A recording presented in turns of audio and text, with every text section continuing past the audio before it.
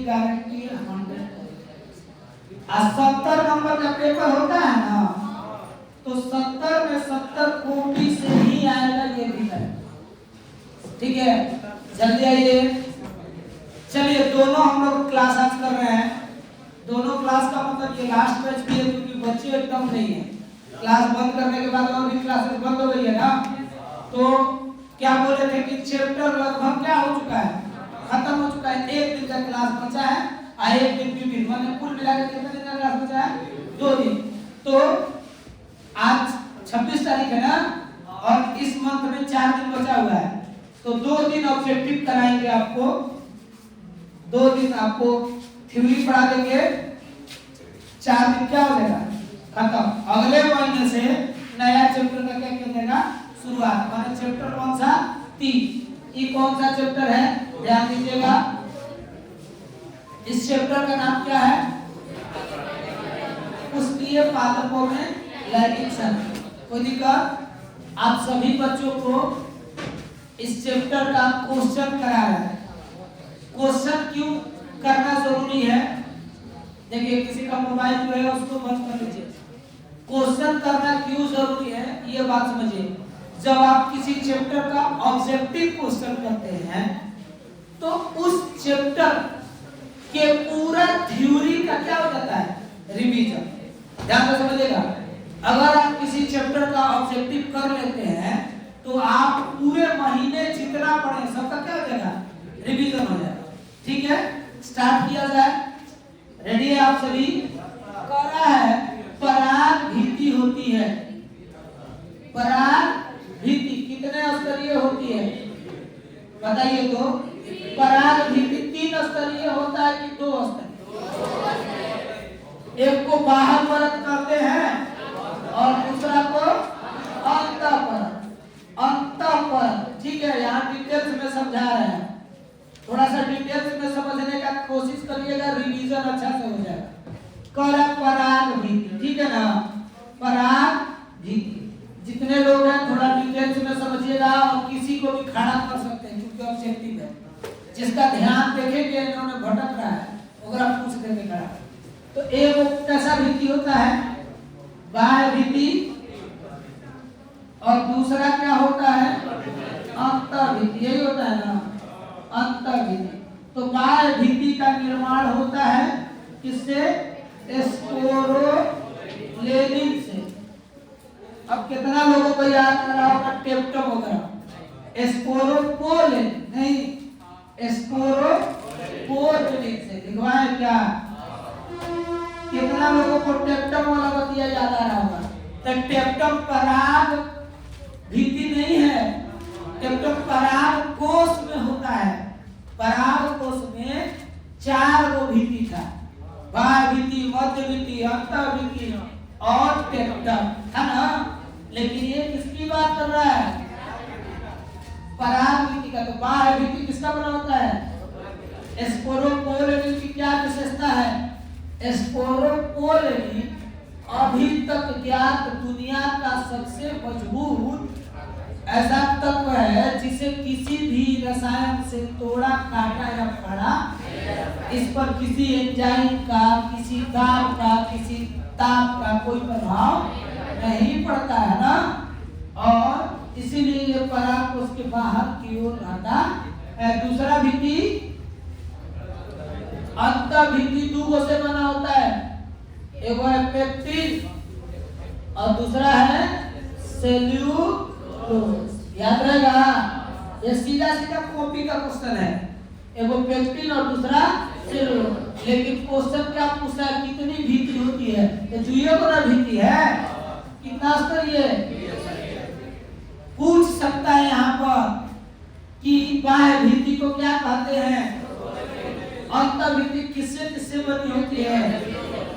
ये भी पूछ सकता है कि बाह्य भीति जो स्पोरोपोलेनिन से बनती है किस एंजाइम द्वारा फटती है, या इसको कितने ताप पर रखा जाता है, नहीं ना फटेगा। इसी कारण से तो हम पराग कण को किस रूप में ग्रहण कर लेते हैं, किस रूप में लेते हैं, तो हजारों साल के बाद इसको जीवाश्म के रूप में भी प्राप्त किया जा सकता है। दूसरा क्वेश्चन है किसका पुष्प आसन खाया जाता है? ठीक है, सेव का भी, शरीफा का भी और ठीक है, इनमें से ठीक है। आगे ये वाला हम ऑब्जेक्टिव बोल रहे हैं, जो खाने वाला भाग है ना, ये फल में है, तो फल वाला भी पढ़ना है ना, पढ़ाएंगे तो लिखवाएंगे आपको 10-15 को लिखवाएंगे। कौन सा नर युग्मक से संयोजन करके भ्रूण कोष बनाता है? क्या आ रहा है? कोष ना, कोष की बात नहीं, कोष।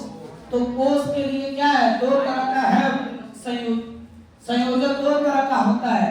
एक होता है नर कोशिका। नर कोशिका मतलब डायरेक्ट नाम ही लिखते क्या, नर कोशिका की जगह पर आप ये समझिए, एक होता है कौन सा?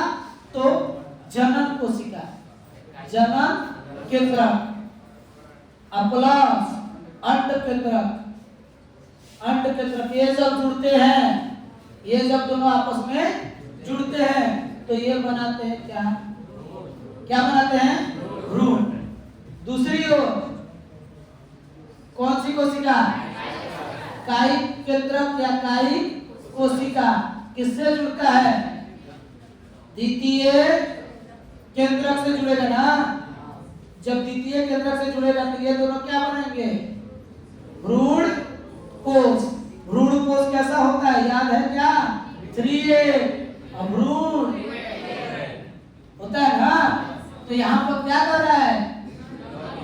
क्या बनाता है? नर युग्मक। हरी वाला कोशिका नर युग्मक का है ना। और दूसरा कौन सा है? इसमें ऑप्शन में है द्वितीय केंद्रक। कौन सा ऑप्शन? डी ना। समझ आ रहा है? चलिए आगे चलिए। कौन द्विगुणिक संरचना है? भ्रूण कोष। भ्रूण कोष तो 3N होता है। अंडाणु क्या होता है? न्यूक्लियस क्या होता है? और द्विगुणिक का मतलब भी क्या होता है? पता ना हुआ? तो ये वाला गलत है, ये वाला गलत है। ठीक है, ये लिखवाएंगे सीधा सीधा। ये सब प्रीवियस ईयर है, पिछले सालों में आया हुआ क्वेश्चन। कह रहा है आवृत बीजीय पौधों का भ्रूण कोष में गुणसूत्र की गुणसूत्रता क्या होती है? क्या है? क्या आवृत बीजीय के जगह पर दे देता अनावृत बीजीय, तो उसमें हो जाता क्या हो जाता? एकरे पर दे देता प्रायोफाइटा वगैरह, तो फाइट इसमें नहीं रहता है। अगर अनावृत बीजीय दिया है तो, अगर आवृत दिया है, आवृत बीजीय का मतलब पुष्पीय पौधा जिसमें फल लगता है। क्या होता है हमेशा? नेक्स्ट, स्वपरागण पूर्ण रूप से सुनिश्चित होता है यदि पुष्प का हो, द्विलिंगी हो। सही है। नरमादा के प्रकार का स्वपरागण। दूसरा हमारा डंठल तंतु की अपेक्षा वर्तिका लंबी हो। वर्तिका जब लंबी हो जाएगी, अब बताओ वर्तिका यहाँ हो, ठीक है, ऐसा अब पराग कण या पराग कोश यहाँ हो, तो इस स्वपरागण होगा? कब होगा? जब वर्तिका नीचे हो और तंतु ऊपर हो, तब ना ये फटेगा, तब में से गिरेगा। तो दूसरा वाला क्या है? जब पुष्प पूर्ण रूप से सुनिश्चित होता है, पुष्प द्विलिंगी होता है तो स्वपरागण होता है, लेकिन 100% जरूरी नहीं है कि पुष्प द्विलिंगी हो तो स्वपरागण हो। अगला क्या कर रहा है? इसी में 100% अनुन्मीलिय का मतलब क्या बताते हैं कि फूल खिलने नहीं करता है, ऐसे खुलेगा नहीं। तो पराग कोष और वर्तिका दोनों बंद रहेंगे, तो ये 100% हो गया कि ये कैसा परागण होगा? अब इसका ही परागण जा सकता है, बाहर से कोई आने का रास्ता। तो जब भी पुष्प कैसा होगा? अनुन्मीलिय होगा, तो उसमें 100% क्या होगा? याद रखेगा, पुष्प कैसा होगा? अनुमीलिय होगा तो उसमें 100% क्या होगा, स्वपरागण होगा और कोई परागण नहीं। याद रहेगा। नेक्स्ट, अनुमीलिय पुष्प स्वपरागण। देखो अगला आंसर ही दे दिया, अगला ये आंसर है पिछले क्वेश्चन का। क्या कर रहा है, अनुमीलिय परागणी पुष्प क्या होते हैं, स्वपरागित होते हैं। अभी कुछ देर पहले ही बताया कि ऐसे पुष्प कभी भी खुलते नहीं या खिलते नहीं है, सही है ना। इसमें तो और कुछ समझना ही नहीं है। और ये पुष्प ये द्विलिंगी और खिलते हैं, खिलते नहीं रहता तो बांध सकते थे, द्विलिंगी तो होते हैं लेकिन खिलते नहीं है, इसलिए गलत है। एक लिंगी होते हैं, विग्रह हो गया पराग कोशों के स्फुटक चक्र में होती है, इससे कोई लेना देना नहीं है। कौन सा आंसर सही है, सही है। नेक्स्ट, भ्रूण कोश वाले बीजों को क्या कहा जाता है, माने जौना में भ्रूण कोश होता है। पहले तो बताए थे जौना में भ्रूण कोश नहीं होता है नॉन इंडोस्पर्मिक, जौना में होता है उसको इंडोस्पर्मिक दिया है। अब बोले थे ना कि बाबा कुछ क्वेश्चन का सीधे अंग्रेजी पूछता है, ये अंग्रेजी हो गया। एंडोकार्पिक दिया है, एंडोस्पर्मिक, एंडोस्पर्मिक, एंडोकार्पिक का मतलब दूसरा होता है भ्रूण कोश के अंदर का अंडा होता है। बहुभ्रूणता से कोई मतलब नहीं, एंडोकार्पिक से कोई मतलब नहीं। कौन सा हो जाएगा, एंडोस्पर्मिक। ऐसा भी पढ़ा है कल ही ना। नेक्स्ट, वायु परागण किसमें नहीं होता है, ठीक है, साल्विया में ना, घास में, मक्का में, गेहूं में होता है। इसका मतलब भाई तीनों गलत है, हरी वाला ठीक है। साल्विया वृक्ष में परागण नहीं होता, इसमें जो है जंतु परागण। वैलिस्नेरिया के पुष्प, वैलिस्नेरिया देखिएगा किसमें होगा, जल परागित होगा ना। एक और था जल परागण में, याद है, जोस्पेरा, एक और है ट्रापा, ठीक है।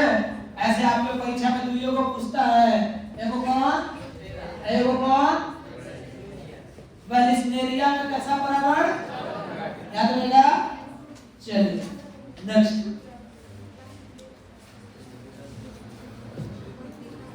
कह रहा है स्त्री दलचक बना होता है, ठीक है। स्त्री दलचक पुष्प में स्त्री में तो वर्तिकांग ऐसा हो जाएगा ना, स्त्री केसर उसको ही हम लोग बोलते थे ना। आगे, युग्मक सामान्य किस प्रकार के होते हैं, द्विगुणित नहीं होंगे ना, ये तो युग्मनज, ये क्या होते हैं, युग्मनज। बहुगुणित, ठीक है, बहुगुणित क्या हो, भ्रूण कोश, अगुणक तो कोई होता ही नहीं। देखो इधर, इसको संडे मंडे बाद में पढ़ना है। देखो निम्नलिखित में से किस पौधे का प्रजातियों में बीज का उत्पादन होता है, उत्पादन असंख्य जनन द्वारा होता है। इसको भी पीछे पढ़ना है, अभी लास्ट में पढ़ेंगे। ये विविध है। असंख्य जनन का मतलब होता है बिना निषेचन के ही क्या बनना, बीज बनना।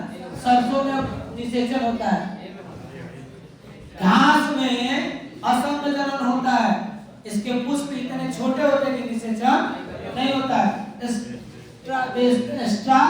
रेसी और सरसों में बीज होता है, विकसित बीज। सिट्रस में, सिट्रस मतलब नींबू का जो भाग है उसमें, और आम में, इस सब में विकसित बीज होता है, इस सब में निषेचन होता है। सिर्फ किसमें नहीं होता है, यहाँ आम भी आम का है, यहाँ केला भी हो सकता है, उसको भी क्या कहते हैं, ठीक है। तो कुछ बीज का असंख्य जनन अलग होता है। यहाँ पर एग्जांपल में सिर्फ अंतर क्या लिखेंगे, एस्टरनेसी और असंख्य जनन क्या है बाद में पढ़ाएंगे, अभी लास्ट वही विविध है। केसर या जायफल पुष्प के किस भाग से प्राप्त किए जाते हैं, पंखुड़ी हल्सर ना होता है। केसर देखिए, केसर ऐसे पतला सा भाग, ठीक है, तो पतला सा जो भाग रहता है वो ट्यूब जिसे कहते हैं, नहीं केसर में पाइप जैसा, तो पाइप स्टिक में होता है, स्टाइल होता है, देखो पाइप वाला भाग ये है, ये नीचे वाला, इसको हम लोग क्या कहते हैं? इसको कहते हैं स्टाइल, वर्तिकार। ठीक है, ये है स्टाइल। इसी से क्या प्राप्त होता है? ये सर या जाए। अगर पूछता लौंग, लौंग तो फूल का कली है, जो लौंग है वो क्या है? उसका फूल का कली। ये भी नहीं होगा, ये भी नहीं होगा, इससे फल नहीं होगा, खाली क्या हो जाएगा? पाइप के साथ केसर उठाओ तो लंबा रहेगा, और फूल में लंबा से क्या होता है? स्टाइल होता है। सेव में खाने वाला भाग पुष्पासन। ठीक है, मध्य फल वृद्धि का मतलब जो है कि छिलका निकाल के बीच वाला खाएं, अभी फेंक दें। ठीक है, एग्जाम्पल में समझ लो, अच्छा समझा दे रहा है, इसे तो लेना देना नहीं है। अंतःफल वृद्धि का मतलब जो है बीज ना हो, आंतरिक भाग खाया जाए। जैसे एग्जाम्पल के तौर पर और भी है अमरूद, टमाटर का सब खाया जाता है। ठीक है, अनार का अंतःफल वृद्धि खाया जाता है, केला का दोनों खाया जाता है, मध्य और अंत दोनों। ठीक है, क्योंकि उसमें बीज नहीं ना होता है, तो कोई छिलका हटाने के बाद कोई भाग फेंकते हैं आप? नहीं फेंकते तो दोनों, जिसमें दो भाग फेंकते। जैसे लीची, लीची का बीज खाते हैं, छिलका खाते हैं, तो बाहर फल वृद्धि फेंकती है, अंत फेंकती है, क्या खाए? मध्य। ठीक है, आम कौन फल वृद्धि खाते हैं? मध्य फल। इसका क्या होता है? एक तो ये असत्य फल है, इसका रंगीन होता है, क्या होगा? अंगूर अनिषेधित फल, इसमें भी सब आता है। सब का मतलब अंतःफल वृद्धि, मध्य फल वृद्धि और बाह्य फल वृद्धि सब खाया जाता है। जैसे एग्जांपल के तौर पर आपका अंगूर के साथ जैसे अमरूद हो गया, जैसे टमाटर हो गया, है ना, स्ट्रॉबेरी हो गया, ये सब का सब खाया जाता है। तो यहाँ पर आंसर क्या हो जाएगा? आगे किसमें जल परागण होता है? परीक्षा का क्वेश्चन है पिछला साल का, 2025 में पूछा था। ठीक है, बिहार बोर्ड में, थोड़ा हल्ला कम करो। बिहार बोर्ड में पूछा था, कत्ता जो आंसर मारा था, हल मारा था। ठीक है, इसमें भी नहीं होगा, इसमें भी नहीं होगा, अगला तो 4 को नाम आएगा ना। एगो जोस्टेरा पढ़ाई दिए हैं, जोस्टेरा हो गया है, ट्रापा एगो बताएं, एगो वेलिस्नेरिया, एगो इन सब में कैसा परागण? जल परागण। काफी की बंद करो, आज हम काफी समझा रहे हैं, इसमें पूरा विविध है। ठीक है, किसका बीज चोर खाया जाता है? ठीक है, किस पौधे का बीज चोर खाया जाता है? जिसमें सभी का, जिसका बीज का बाहरी आवरण तक खा जाया जाए। ठीक है, बीज जो है ना उसके बाहर तक के सभी भागों को खाया जाता हो। शरीफा में भी खाया जाता है, लीची में भी और नारंगी में भी। ठीक है, नेक्स्ट भ्रूण कोष, ध्यान देना, यहाँ कोष नहीं पूछा है, कोष का सेंट्रल माने किस, कौन सा भाग? बीच वाला ना, भाई वाला भाग। ये कौन सी कोशिका होती है? द्वितीय केंद्रक ना। बीज कोष का जो ये वाला कर भ्रूण कोष का ये वाला भाग जो होता है, इसको हम लोग क्या कहते हैं? द्वितीय केंद्रक। आगे किस फल में बीज चोर खाया जाता है? सभी द्विगुणिक है, अंडकोश का नहीं है, पराग में नहीं है, क्या हो जाएगा? युग्मनक ना। नेक्स्ट, जब अंडाशय बिना निषेचन के ही फल बनाता है, क्या कहते हैं? अनिषेध फलन। क्या कहते हैं? जब जनन होता है तो कहते हैं अनिषेचन। ये तो पहले चैप्टर में पढ़ा है कि बिना निषेचन के ही फल का निर्माण क्या रहता है? अनिषेध फलन। असंग जनन पीछे पढ़ा है, अलग अलग आकार के परागण द्वारा निषेचन। लैंगिक अलग ही है, लैंगिक प्रजनन की क्रिया अलग ही है।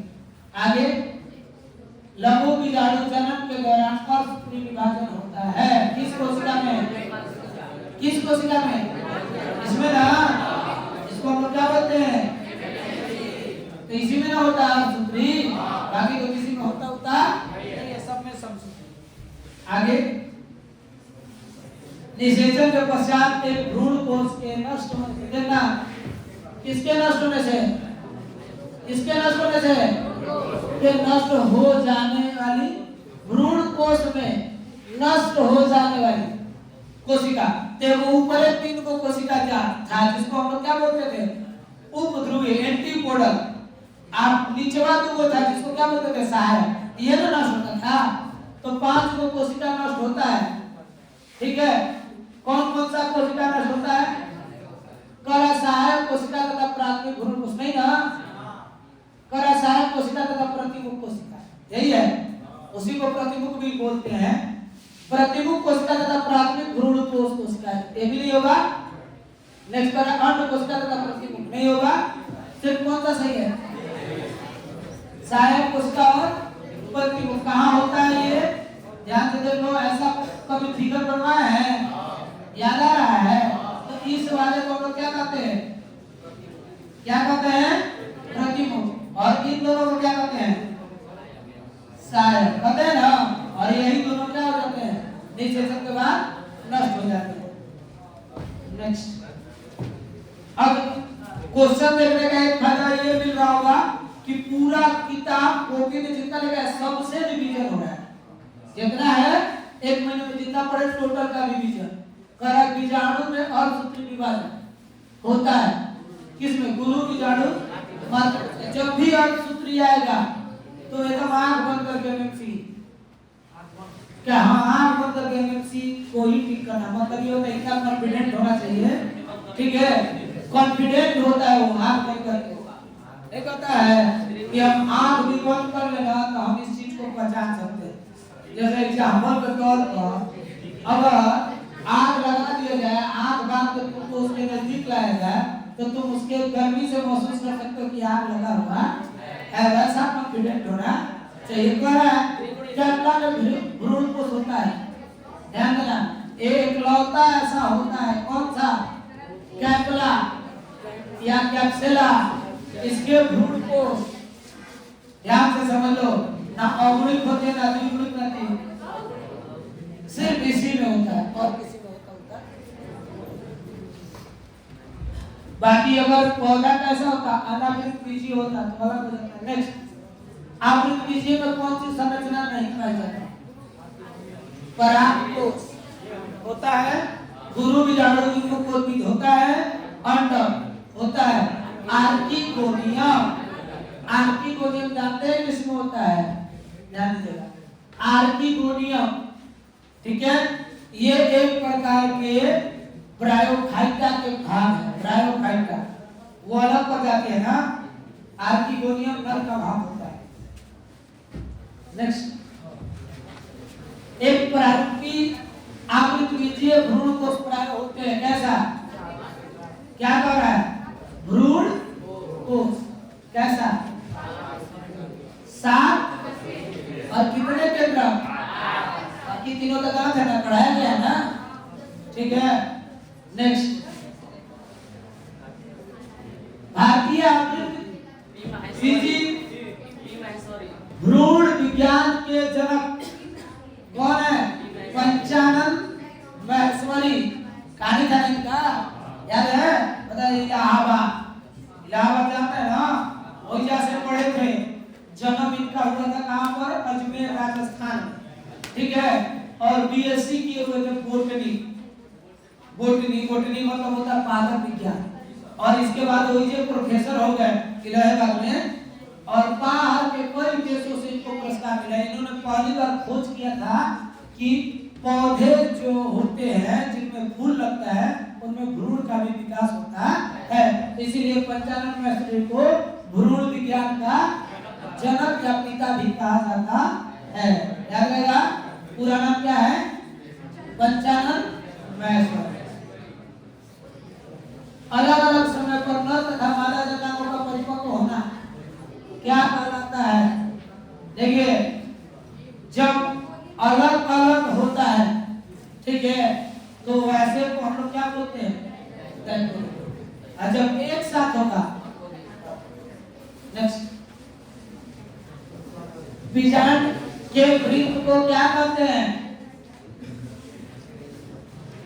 देखो, बीजांड के वृत्त को क्या कहते हैं? बीजांड वृत्त, ठीक है, कर क्यूनिकल, एक बार कर केरेंस, न्यूक्लियसी, पेडिकल। तो सब बीजांड वृत्त विभाग के नाम पे बीजांड वृत्त चारों तरफ से, ठीक है, जो बीजांड वृत्त होता है उस वाले भाग को हम लोग क्या बोलते हैं? क्यूनिकल, ठीक है, अंग्रेजी नाम है, ये तो क्वेश्चन करता नहीं है। नारियल में खाने वाला भाग क्या है? अंतःफलविधि, मध्यफलविधि, थोड़ा दिमाग लगाओ। अंतःफलविधि, नारियल का अंतःफलविधि तो जल है, नारियल पानी। जब नारियल पानी जमा हो जाता है तो मध्यफलविधि तो क्या होता है? वो हल्का वाला होता है। नारियल 4 सतह में आ गया। सबसे पहले झगड़ा, झगड़ा जब कबार दिए तो ऊपर खोपड़ी माने और खोपड़ी, ओकरा बाद दिमाग, आ दिमाग के अंदर बिक्री, तो कितना सतह? तो जब 4 सतह वाला पौधा होता है तो मध्यफल अंतर और गायब हो जाता है। क्या होता है? जब पनिया नारियल का जमा होता है तब तक गुद्दा बनता है। नारियल पानी क्या है? भ्रूण कोष है। तो अगर तुम कहोगे कि पानी वाला नारियल दीजिए उसमें गुद्दा, तुम कहोगे मलाई वाला नारियल दीजिए तो उसमें गुद्दा भी रहेगा, अब पानी कम रहेगा, है ना? लास्ट में वो नारियल सुखा जाता है, तब पानी क्या हो जाता है? खत्म, खाली क्या बचता है? गुद्दा। गुद्दा किससे बना है? नेक्स्ट, किसे मादा युग्म को उद्भिद कहते हैं? इसको नहीं कहते हैं, इसको भी भ्रूण कोष। देखो क्या कर रहा है? देखो क्या कर रहा है? भ्रूण कब होता है? जब निषेचन हो जाता है। अब मादा युग्म को भी कब होता है? जब निषेचन नहीं मरेगा तब। तो निषेचन के पहले भ्रूण कोष को क्या कहते हैं? मादा युग्म को क्या कहते हैं? तो पूछेगा मादा युग्म को भी होता है क्या? 7 कोशिकीय। मादा युग्म को भी होता है 7 कोशिकीय और 8 केंद्रकीय, ठीक है। अब यही को पूछ देगा कि नर युग्म को भी होता है तो 2 केंद्रकीय, तो जनन केंद्र पर है वो। कोई दिक्कत? नेक्स्ट, भूमि के अंदर पाए जाने वाले उभयलिंगी पुष्प जो कभी खिलते नहीं है उन्हें क्या कहेंगे? अनुन्मीलिय परागण। जो खिलवे नहीं करेगा उसे अनुन्मीलिय कहते हैं। निम्नलिखित फलों में किसमें एरिल पाया जाता है? एरिल एक ऐसा फल, देखिए एरिल जो है ये 2-3 वो फल में पाया जाता है। एगो लीची में दिया है उसका, दूसरा नाशपाती, ठीक है, और तीसरा जो है बादाम जो मिट्टी में रहता है। तो इस पर कौन सा होता है? नेक्स्ट, फल का भाग है, जब फल पढ़ाएंगे तो इसको समझाएंगे। करा जरायुस्ता पाया जाता है, ठीक है, जरायुस्ता, जिसको फोड़ने पर थोड़ा सा व्हाइट चिपचिपा पदार्थ निकलता है। किसमें आ जाएगा? मदार में ना, मदार निकलता ना व्हाइट दूध जैसा, उसी पे। आगे बाह्य निषेचन की क्रिया। बाह्य निषेचन शरीर में लिखवाए मछली में। देखो पहला चैप्टर में लिखवाए हैं, पहला चैप्टर में जिसमें बाह्य निषेचन उसमें होता है जो जलीय होते हैं, ठीक है, ध्यान देना। जिसमें सरीसृप भी नहीं है, ये जलीय नहीं है पूर्ण रूप से, पक्षी भी जलीय नहीं है, स्तनधारी कोई नहीं, खाली क्या है? 11 जगह पर क्या लिख सकता था? उभयचर। क्या हो सकता है? माने मत क्या हो जाएगा उभयचर में? मेढक, मेढक में भी कैसा होता है? क्या पता है? याद आ रहा है कि मेढक स्पर्म छोड़ देता है और जो मादा मेढक है सांप है, सांप जलीय है, पानी में रहता है सांप, पानी में कुछ देर तक रह सकता है, परमानेंट कभी वो पानी में नहीं रहता। कोई भी डोढ़ा भी है तो अपना बिल बनाया हुआ है, ठीक है, कैसे पानी में नहीं बनाता है, उसका दिमाग लॉजिक बहुत साफ बहुत तेज होता है। जैसे मान लो ये सतह है पानी का ना, तो यहाँ से बिल बनाना शुरू करेगा, ऐसे ले जाएगा। ऐसे क्यों ले जाएगा? दुश्मनों से बचे रहने। ऊपर से अगर ये बना दिया बिल वगैरह तो नेवला इधर से अटैक भी कर सकता है। तो हाँ, तो ये क्या करता है, डोढ़ा वगैरह सतह के नजदीक बिल बनाते हैं, ऊपर क्यों चढ़ा देते हैं, उसमें से घुस के जाके यहाँ पानी नहीं ना पहुंचेगा, यहाँ आराम से रिलैक्स कर सकता है। ऐसे ही चूहा बहुत लॉजिकली होता है, वो एक नहीं 4 को बिल बनाता है, ठीक है, और यहाँ रहता है, अपने आप को यहाँ रखता है, ठीक है। अगर मान लो इनमें से सांप अटैक किया तो इनमें से भाग जाएगा, और तो वो इन्हें भागेगा तो अपना मिट्टिया चाल के इन्हें छोड़ देगा, सांप सोचेगा कि इन्हें कोई रास्ता नहीं, आराम से रेस्ट करता है, ठीक है। अलग अलग ऐसे ये कौन सी, एक और कौन सा है, बीबर, बीबर एक पक्षी है, वो ऐसे बनाएगा, ऐसे घोंसला बनाएगा ना, तो एक ऐसा बनाएगा और जो बाहर से बंद दिखेगा, और एक ऐसा और बनाएगा जो एकदम खुला रहेगा, तो कोई भी पक्षी जो उसके अंडे खाने वाले हैं वो इसमें प्रवेश करेंगे, देखेंगे घोंसला में कोई नहीं है, ठीक है, लेकिन वो अपना बच्चा अंडा इसमें रखता है। ऐसे ही कोयल है, वो जाके कबूतर के घोंसले में नेतू में कौवा के घोंसले में अंडा रख देती है, अंडा दे देती है, कौवा ये सोच के उसका पालन पोषण करता है कि हमारे अंडा है। शुरू में दोनों का अंडा एक जैसा रहता है, जैसे ही उसकी बच्चा होता है, अंडा से बच्चा निकलता है, फिर और सब बच्चा क्या करता है, कौवे के बच्चा को मार देता है, ठीक है ना। कैसे जानेगा? जानेगा तब तो भागेगा, जानेगा तब ना हो। मान लो शुरुआत में किसी बहुत अमीर के घर बच्चा जन्म लिया, आप उसका क्या कर दिए, उसके बच्चे को बदल दिए, जब शुरू दिन है पहले दिन, तो पहले दिन बदल दिए तो थोड़े डीएनए चेक होगा, वो तो ये सोच के उसका पालन पोषण कर रहा है कि ओकरे लेता है, बाद में जब वो पता चले तब तुम जाकर कहो कि हमारे लिए प्रॉपर्टी हमारा डीएनए टेस्ट हो, तब पता चले कि तुम तो बेमानी कर लिए 20 साल बाद। बिना निषेचन के विकसित होने वाले फल अनिषेध हो जाएगा। नेक्स्ट अगला, नारियल फल से प्राप्त होने वाला नारियल पानी क्या होता है? पढ़ा है? कौन सा? मुक्त केंद्रीय भ्रूण कोश में देखो ना लिखा है ना, अब उसके बाद मुक्त भी लगाया जब फिगर बना रहे तो क्या हो जाएगा? मुक्त केंद्रीय। कोई दिक्कत आता कल हो गया हो, लग रहा है 50 हो जाएगा अभी ना। अध्यावरण से घिरा हुआ कोशिका का एक पुंज होता है, अध्यावरण से घिरा रहता क्या बनवाया ना फिगर, ऐसा अध्यावरण बना के यहाँ पर बनवाया तो भ्रूण कोश रहता है ना, क्या रहता है? नेक्स्ट जल्दी देख लो, देखो इधर फूल में कीटों द्वारा परागण क्या कराता है?